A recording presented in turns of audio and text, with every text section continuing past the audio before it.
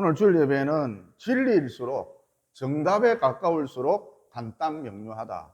진리는 한 음절로 끝난다. 이런 제목으로 잠깐 시간 은혜를 나누고자 합니다. 여러분이 이렇게 잘 아시다시피 태초에는 시간도 없었고 태초에는 공간도 없었고 빛도 없었고 어둠도 없었죠. 단 하나님만 존재하고 계셨습니다. 여러분, 하나님을 태초에 존재하고 계셨던 하나님을 좀 색다르게 표현을 해본다면 의식이라 할 수가 있겠죠. 그러니까 태초에 오직 의식만이 존재하고 있었다라는 거예요. 따라서 이 의식이 초월적 의식, 신적 의식, 이 의식이 물질을 만들어냈다는 거예요. 그래서 성경은 보이는 것은 나타나는 것으로 말미암아 된 것이 아니니라 그러셨죠. 어쨌든 이 의식이, 신적 의식이, 초월적 의식이 어떻게 하셨느냐, 또 다른 의식들을, 사실상 무한대라 할 수 있는 또 다른 의식들을 창조하셨습니다. 그게 무엇이죠? 천사들 아닙니까?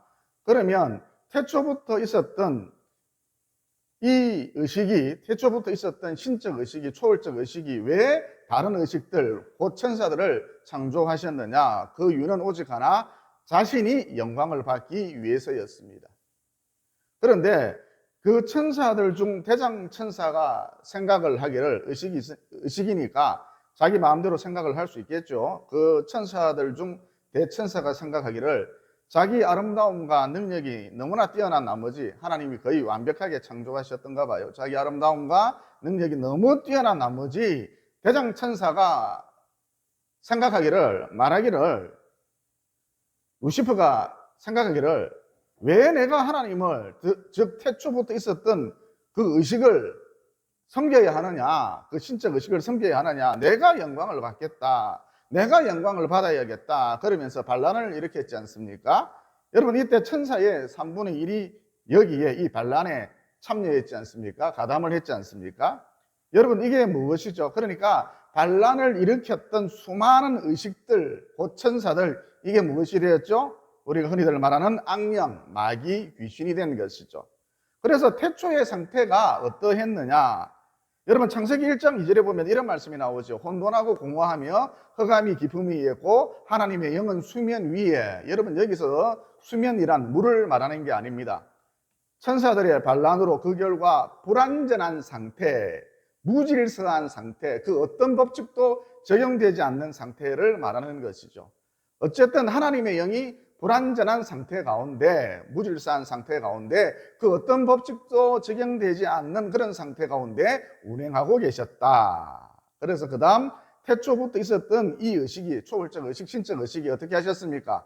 곧 하나님이 어떻게 하셨습니까? 빛이 있으라 말씀하셨더니 빛이 생겨나지 않았습니까? 그러니까 빛이 생기기 전에 천사가 먼저 생겼고 만들어졌고 얼마 가지 않아서 소위 말하는 사탄, 마귀, 귀신이 생겨난 것이죠. 여러분, 무당이 귀신을 받으면, 귀신이 자기 몸에 들어오면 어떻게 됩니까? 날이 시퍼렇게 선 칼날 위를 막 뛰어다니죠. 그 칼날 위로 종이를 떨어뜨리면 종이가 둘로 쫙 갈라질 정도인데 그만큼 예리하고 날카로운데 참 신기한 것이 발바닥에 피 한 방울 흘리지 않고 그 위를 작두탄다 그러죠. 그 위를 막 뛰어다니죠.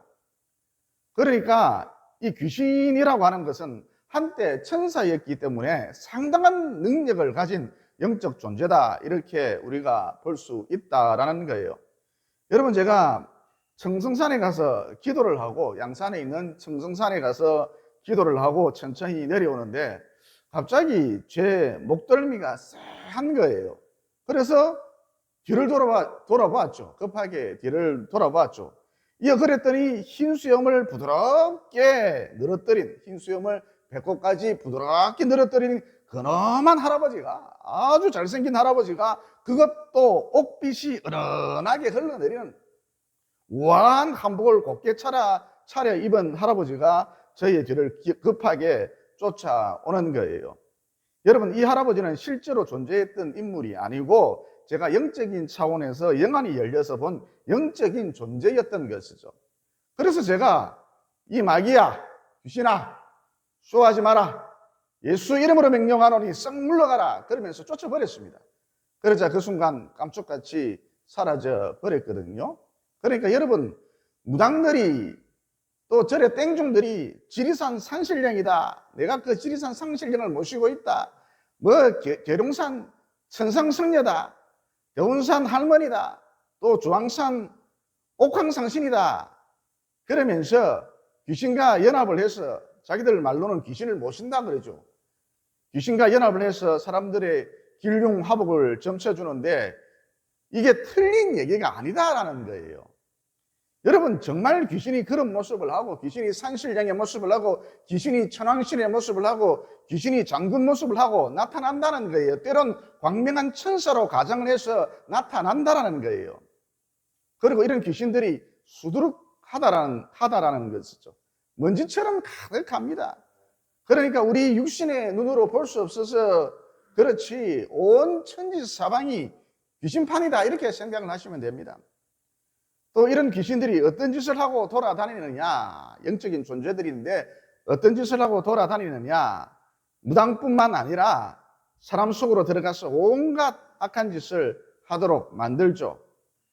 그래서 한마디로 이 세상이 제정신이 아닌 것이죠. 여러분, 뉴스를 한번 들어보십시오. 전쟁이 끊이지 않습니다. 분쟁이 끊이지 않습니다. 살인이 끊이지 않습니다. 또 김정은이, 푸틴 이처럼 악마화된 인간이 미쳐서 날뛰고 있지요. 또 서로 미워하고 시기하고 다투고 질투하고 훔치고 또 돈에 눈이 뒤집혀서 자기 부모까지 죽이는 그런 세상이 되지 않았습니까? 여러분, 도대체 이 세상은 왜 이 모양 이 꼴이 되었을까요? 그 벽 위에 마귀가 있다, 귀신이 있다라는 거예요. 이런 영적인 존재들이 사람 속으로 들어가서 역사하기 때문에 하루가 멀다 하고 이런 끔찍한 일이 반복되고 있다라는 것이죠. 또 영적인 존재인 귀신들이 무슨 짓을 하느냐, 집안을 저주로 묶어버린다는 거예요. 그러니까 전에도 말씀드렸습니다만 아버지가 술꾼이면 아들도 거의 술꾼이 됩니다. 왜냐, 아버지가 죽어버리면 아버지와 함께했던 동고동락했던 이 귀신이 갈 곳이 없어지잖아요. 그래서 그 아들에게로 들어가서 역사한다는 것이죠. 또 아버지가 도박꾼이면 10중8구 그 아들도 도박꾼이 되기 십상이라는 것이죠. 왜죠? 그 이유가 무엇입니까? 방금 전 말씀드렸죠. 여러분, 노름쟁이 아버지가 죽으면 그 아버지와 함께했던 그 아버지 속에서 역사했던 귀신이 그만 갈 곳이 없어지잖아요. 귀신 입장에서는 자기 집이 없어진 것이죠. 그러면 이 귀신이 어떻게 하느냐? 아들에게로 들어가서 역사한다는 것이죠. 그래서 아버지가 도박꾼이면, 아버지가 노름꾼이면 그 아들도 10중8구 노름꾼이 되기 십상이라는 거예요. 또 엄마가 무당이면 거의 100%입니다. 딸도 무당이 됩니다. 왜죠? 엄마가 죽었잖아요. 그러면 그 엄마 속에 있던, 그 엄마와 함께 있던 귀신들이 갈 곳이 없어지잖아요. 귀신 입장에서는 방금 말씀드렸듯이 자기 집이 사라진 것이죠. 그래서 그 딸을, 무당 딸을 집중 공략하는 것이죠. 그래서 그 딸 속으로 들어가서 이 귀신들이 털을 잡고 엄마에게 했던 것처럼 동일하게 역사하려고 한다는 거예요. 만약 이때 딸이 무당짓을 거부하면 신병이라 그러죠. 딸이 무당짓을 거부하면 이 귀신들이 그 딸을 반쯤 죽여놓습니다. 그래서 무당의 딸은 거의 100% 무당이 된다.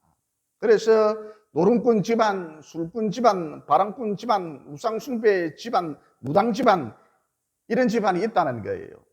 여러분, 이렇게 마귀가 귀신이 한 집안을 저주로 묶어버린다라는 거예요. 무엇보다 마귀가 귀신이 어떤 짓을 하느냐, 고린도후서 4장 4절에 보면 이런 말씀이 나오죠. 이 세상 신이, 여러분 여기서 말하는 이 세상 신이란 사탄 마귀 귀신을 말합니다. 이 세상 신이 믿지 아니하는 자들의, 그러니까 예수님을 믿지 아니하는 자들의, 하나님을 믿지 아니하는 자들의 마음을 어떻게 하여? 혼미하게 하여. 즉 마귀가 귀신이 예수를 믿지 않는 사람들의 정신을, 마음을 자꾸 산란스럽게 만든다는 거예요. 또 마음을 강팍하게, 악하게, 완악하게, 말이 안 통하도록 고집불통으로 만들어 놓는다는 거예요. 또 십자가, 복음, 성경, 교회 이런 소리만 들어도 꼭 무당이 무아지경에 빠져서 고개를 절레절레 흔들듯이 자기도 모르게 고개를 절레절레 흔들면서 알레르기 반응을 일으키도록 만든다는 거예요. 여러분, 귀신이 이런 짓을 한다는 거예요. 어쨌든 이 세상 신이 믿지 아니하는 자들의 마음을 혼미하게 하여 그리스도의 영광의 복음의 광채가 비치지 못하게 함이니 그리스도는 하나님의 형상이니라. 그래서 여러분, 어떤 대상을 두고 전도를 할 때에 충분한 기도가 필요합니다. 그 사람에게서, 그 사람 속에서, 그 사람 주변에서, 집안에서 역사는 이 귀신부터, 이 귀신 때부터 예수 이름으로 결박하고 쫓아내는 그 일부터 하셔야 한다라는 거예요. 그러니까 한마디로 이 사악한 영, 귀신의 영, 이것부터 경상도 말로 조져 놓아야 비로소 그 사람에게로 빛이, 복음이, 생명이 들어갈 수 있는 공간이 생긴다라는 거예요. 그리고 여러분, A라는 논밭이 있는데 그곳에 농약을 쳤습니다. 그러면 그곳에 살던 해충들이, 온갖 잡벌레들이 모두 어디로 달아날까요? B라는 논밭으로 달아나겠죠. 그러면 B라는 논밭이 엉망이 되겠죠. 도무지 농사가 불가능한 그런 땅이 될 수밖에 없습니다. 그래서 이번에는 B라는 논밭에 농약을 잔뜩 쳤습니다. 그러면 이 B라는 논밭에 있던 온갖 해충들이, 거머리들이, 이런 것들이 모두 어디로 달아날까요? 이번에는 C라는 논밭으로 달아나겠죠. C라는 논밭을 집중 공략하겠죠. 그러니까 C라는 논밭은, C는 최악의 상황이 되는 거예요. 무슨 얘기냐? 어떤 집안에 보면 다들 예수를 믿어요. 하나님을 믿어요.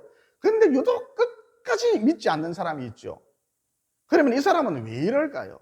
돌에 힘줄을 삶아 먹어서 그럴까요? 여러분, 그게 아니고 농약을 치지 않은 C라는 논밭에 온갖 해충들이, 벼벨구들이, 진드기들이 집중해서 모인 것처럼 그 집안 가운데 역사하던 악한 영이 다들 예수를 믿는 바람에 쫓겨났어요. 엄마에게서도 쫓겨났고, 아빠에게서도 쫓겨났고, 이모에게서도, 숙모에게서도, 명에게서도 쫓겨났고, 모두 이렇게 그 악한 영들이 다 쫓겨났어요. 그러면 이 쫓겨난 귀신들이, 꾀귀신들이 전부 어디로 가느냐?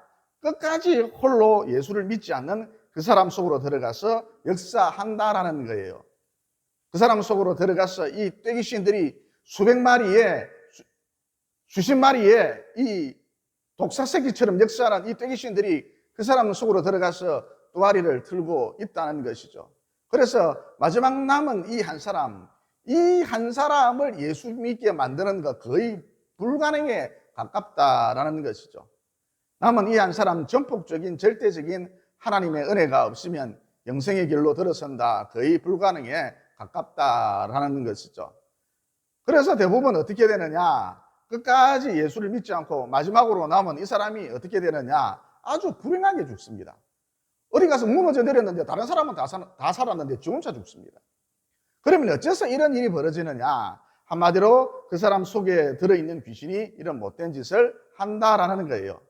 그래서 여러분, 온 집안이 예수를 믿어서 구원받았는데 삼촌 한 사람만 남았다. 달랑 삼촌 한 사람만 남았다. 그렇다면 이 삼촌을 위해서 거의 피가 터지도록 기도를 해줘야 합니다.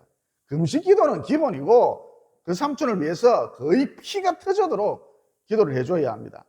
여러분, 이렇게 하지 않고 섣불리 접근을 하면 삼촌을 교회로 데리고 나와야지. 다 구원받았는데, 우리 집안이 다 구원받았는데 삼촌만 남았으니까 삼촌을 꼭 교회에 데리고 나와야지. 그러면서 섣불리 접근을 하면, 착한 마음에 섣불리 접근을 하면 마귀가 여러분을 가만히 놔두질 않습니다.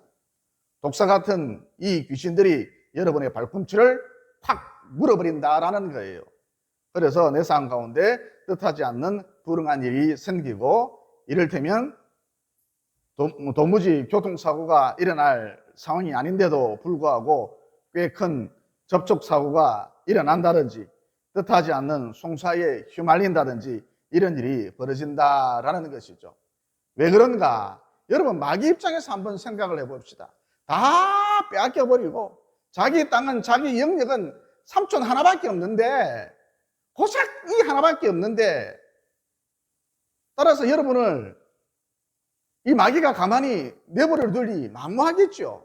마귀 입장에서는 총력전을 펼칠 수밖에 없지 않겠습니까?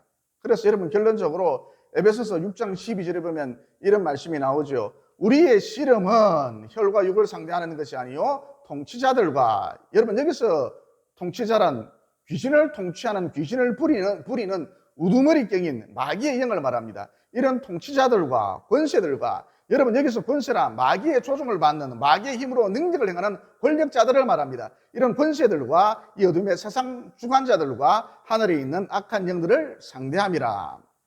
그러니까 우리의 적이 누구인지 분명히 알고 기도하고 행동할 필요가 있다라는 거예요. 영적인 세계를 들여다볼 수 있는 그런 안목이 절실하다라는 것이죠. 그리고 여러분, 하나님을 두려워하고 하나님만을 섬기잖아요. 그러면 이 세상 그 어떤 것도 두렵지가 않습니다. 심지어 죽음마저도 두렵지가 않죠.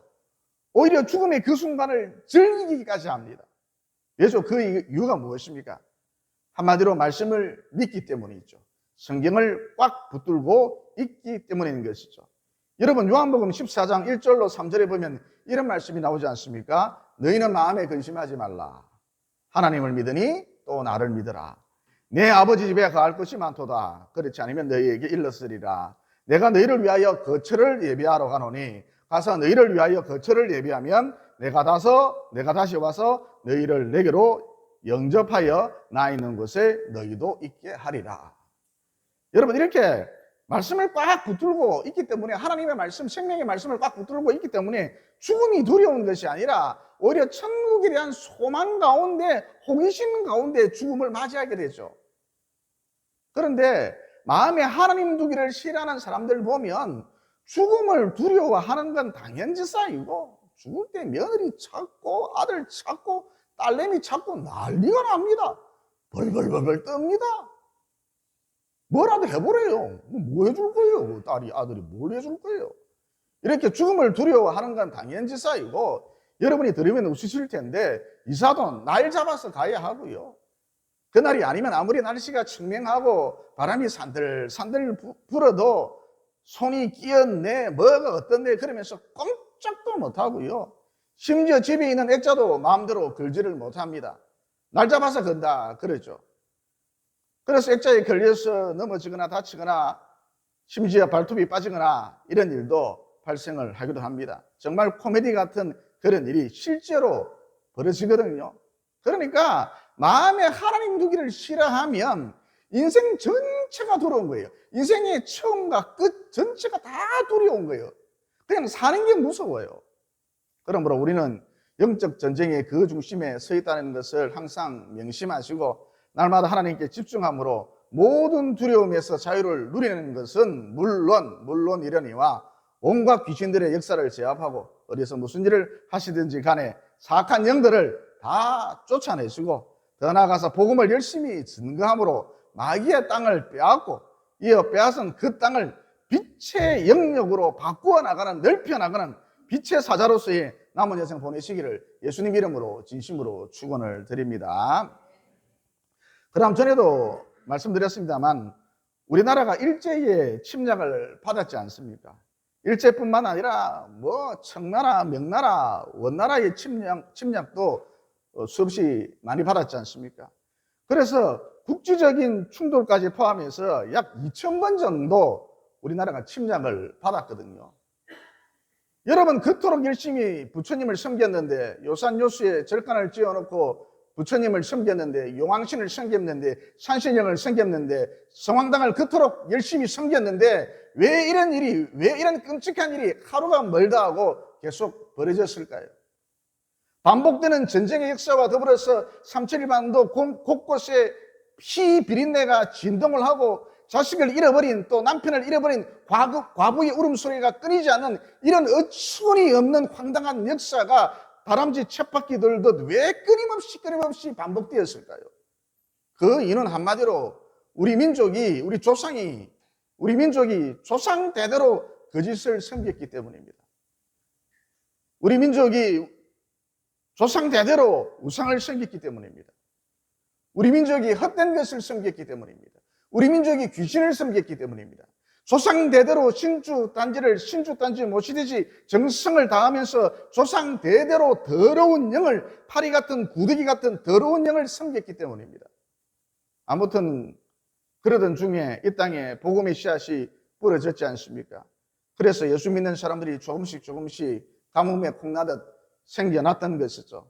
이 그러던 중에 일제가 일본이 한반도를 침탈했는데 여러분 참 신비한 것이 당시 독립운동이 일어났던 지점하고 교회가 들어서 있었던 곳하고 거의 일치한다는 거예요. 그러니까 한반도 지도를 펴놓고 독립운동이 일어난 지점을 볼펜으로 찍어보고 교회가 있었던 곳을 볼펜으로 찍어보면 거의 합쳐진다는 것이죠. 여러분 이게 우연일까요? 여러분 세계 지도를 펼쳐놓고 한번 살펴보십시오. 눈이 있으면 보시고 귀가 있으면 들으라는 거예요. 여러분 세계 지도를 펼쳐놓고 한번 살펴보십시오. 예수 믿는 나라 중에 못 사는 나라 후진국 어디 한 곳이라도 있습니까? 미국, 영국, 프랑스, 네덜란드, 독일, 스위스, 스웨덴, 덴마크, 필리핀, 벨기에, 이탈리아 예수 믿는 나라 중에서 못 사는 나라 후진국 어디 한 곳이라도 있습니까?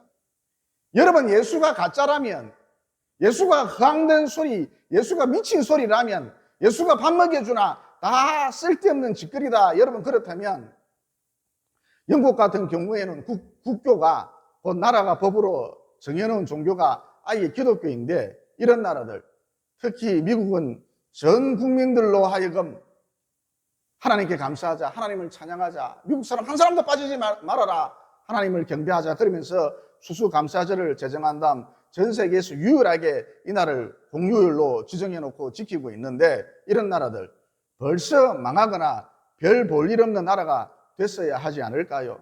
그러니까 결론, 예수가 어둠을 몰아내준다는 거예요. 예수가 재앙을 몰아내준다는 거예요. 예수가 가난을 몰아내준다는 거예요. 예수가 전쟁을 그치게 만들어준다는 거예요. 예수가 묶인 것을 풀어준다는 거예요. 무엇보다 형편없는 민족이라 할지라도 예수를 붙들면 다른 어떤 민족보다 뛰어난 민족으로 곧 강대국으로 선진국으로 만들어준다는 거예요. 그래서 우리나라의 경우 당시 독립운동이 일어난 그 지점하고 교회가 들어서 있었던 곳하고 거의 일치했던 것이죠. 이거 여러분 일본이 미국의 진주만을 공습하지 않았습니까? 왜 공습했느냐? 지금까지 수수께끼입니다. 미스테리입니다. 여러 가지 추정만 난무할 뿐이지 왜 일본이 하필 미국을 건드렸는지 진주만을 공습했는지 미스테리입니다. 수수께끼입니다. 아무도 모릅니다. 그러나 우리 성도들은 잘 알고 있죠. 우리 성도들 일본 찬양을 섬길 수 없다. 믿음의 선진들 우리는 일본 찬양을 섬길 수 없다. 살아계신 창조주 하나님을 섬길 것이다. 이런 불굴의 믿음과 더불어 일본 순사들의 눈을 피해서 335 짝을 지어서 새벽마다 밤마다 교회에 모여들어서는 그 차가운 교회 바닥을 두드리면서 닭똥 같은 눈물을 뚝뚝 흘리면서 하나님 이 나라를 불쌍히 여겨달라고 하나님께 간절히 매달렸기 때문입니다. 그래서 하나님께서 일본 지도자들로 하여금 뜬금없이 아무런 명분도 이유도 없이 그야말로 뜬금없이 미국을 건드리도록 만드셨던 것이죠. 그래서 그 결과 드디어 우리가 해방의 기쁨을 맛볼 수 있었던 거예요. 그러나 마귀가 조용히 물러날 리가 없겠죠. 수천 년 동안 우리 한반도를 지배해 왔는데 조용히 순순히 물러날 리가 없겠죠. 여러분 먹구름이 순식간에 사라지는 거 봤습니까? 천천히 물러나지 시간이 걸리지. 그래서 마귀가 어떻게 했습니까? 이번에는 한반도에 6.25 전쟁을 일으켰죠. 여러분 전쟁이라든지 죽음의 배후에는 언제나 마귀가 있습니다. 그래서 여러분이 잘 아시다시피 부산만 빼고 한반도가 전부 공산화되었는데 유엔에서 북한군과 맞서기 위해서 군대를 파견했지 않습니까? 그런데 여러분 유엔에서 군대를 파견하려면 상임 이사국들의 동의가 반드시 필요하거든요. 그러면 당시 상임 이사국이 어느 나라였는가? 영국, 미국, 프랑스, 중국, 당시에는 대만이었습니다. 대만, 소련 이렇게 5나라였거든요. 여러분 이 중 한 나라라도 반대를 한다면 유엔군 파견 자체가 불가능해집니다. 그렇다면 당시 어느 나라가 반대를 하려고 했을까요? 미국, 영국, 프랑스, 대만은 반대할 리가 없을 것이고 뻔합니다. 북한으로 하여금 전쟁을 일으켰던 소련이 반대할 것이 뻔하겠죠. 그런데 한반도에 유엔군을 파견하느냐 마느냐 표결 당일날 소련 대표가 참석하지 않았습니다. 갑자기 배탈이 났어요. 급성 설사복통이라 그러죠.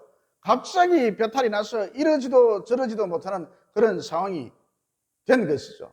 그러니까 아주 간단하게 말해서 초등학생이라도 알아듣기에 쉽게 말해서 하나님께서 소련이 반대하지 못하도록 소련 대표를 변기에 꽁꽁 묶어 두셨다라는 거예요.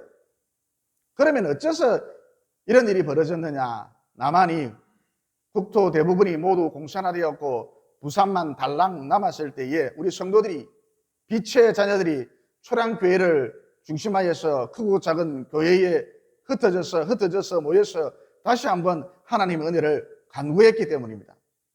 여러분, 당시 상황을 이것으로 밖에 달리 설명할 방법이 없어요. 그러므로 애국하는 길이 무엇이냐? 진정으로 나라를 사랑하는 길이 무엇이냐?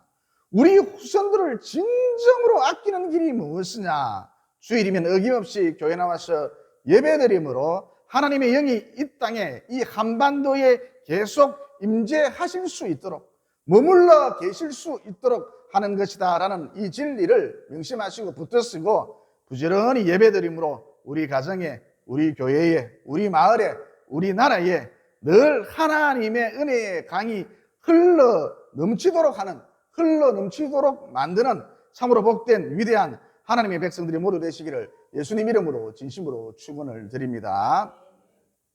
그 다음 아주 상식적인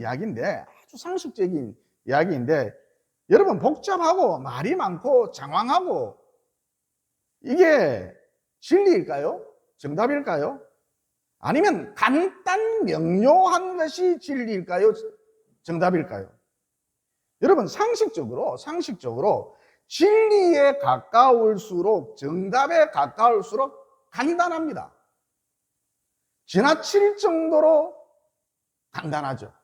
진리가 뭔데? 아주 간단합니다. 말이 많은 것은 무엇이 구구절절, 말이 많은 것은 종황한 것은 정답이 아닌 그 정도가 아니라 사기일 가능성이 높습니다.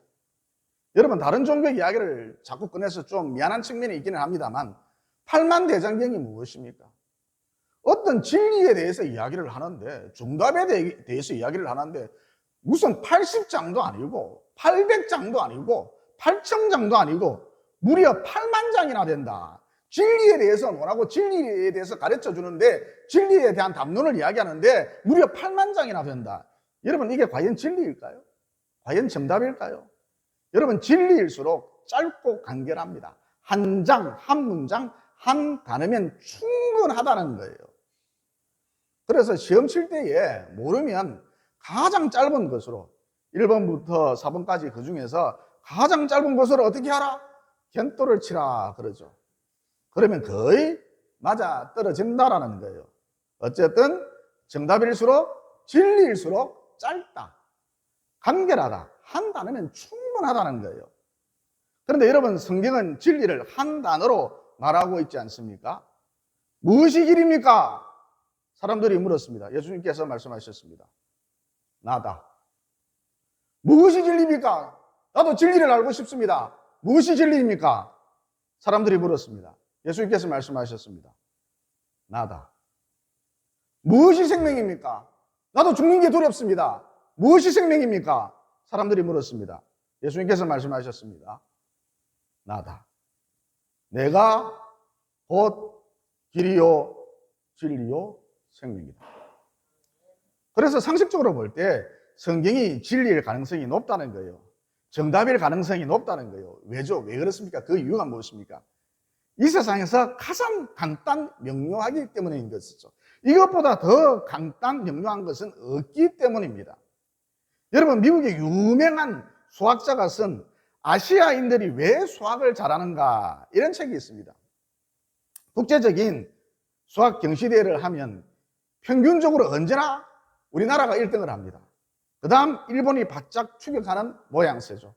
그 다음 홍콩, 마카오, 싱가포르가 뒤를 잇고 있습니다.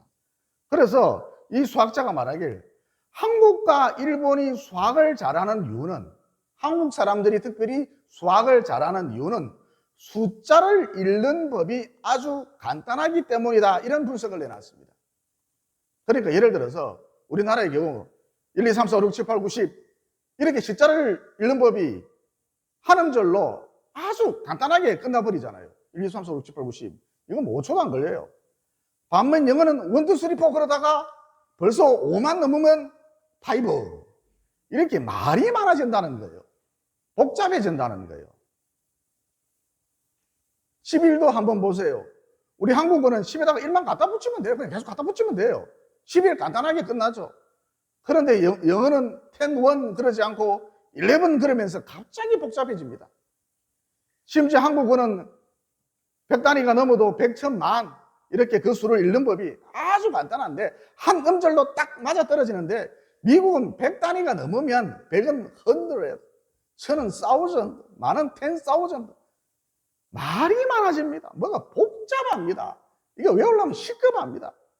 그래서 아시아인들이 특히 한국과 일본이 서양인들에 비해서 수학 능력이 탁월할 수밖에 없다. 이런 분석을 내놨습니다. 그러니까 여러분 복잡하면 복잡할수록 무능력하다는 거예요. 반면 간단하면 간단할수록 이게 진짜 능력이라는 거예요.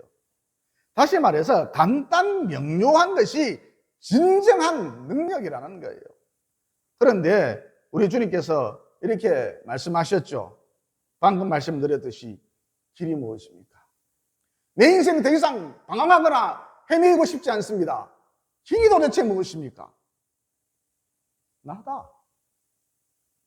진리가 도대체 무엇입니까?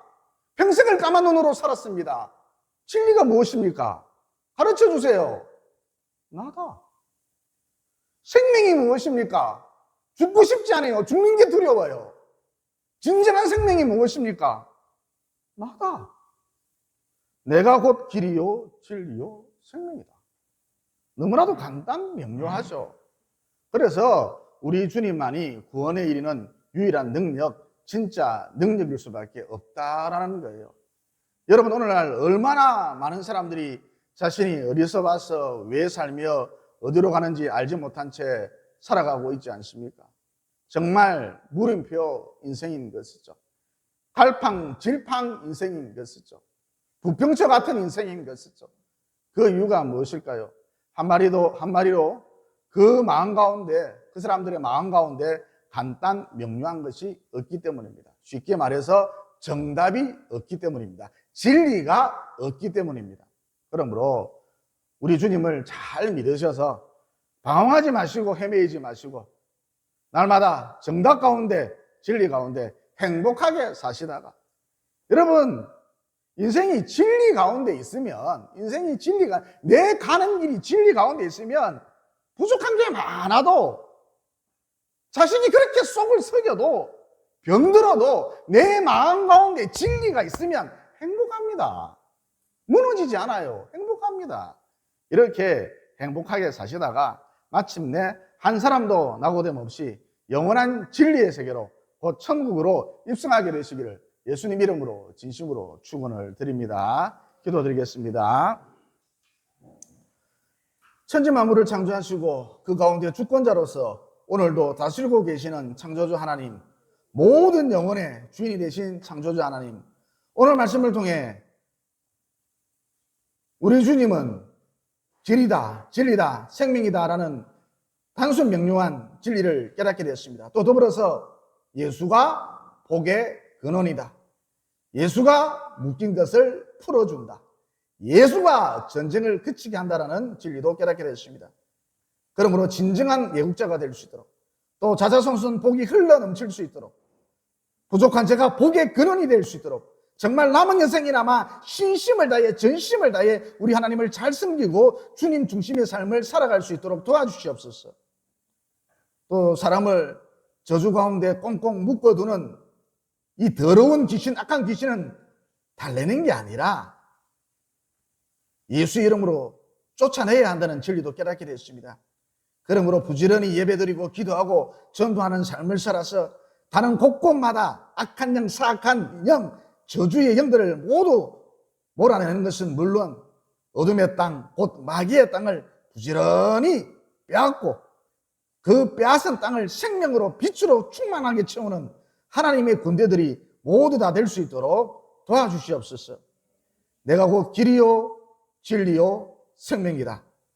간단 명료하게 이렇게 말씀하신 예수님 이름으로 기도드리옵나이다. 아멘.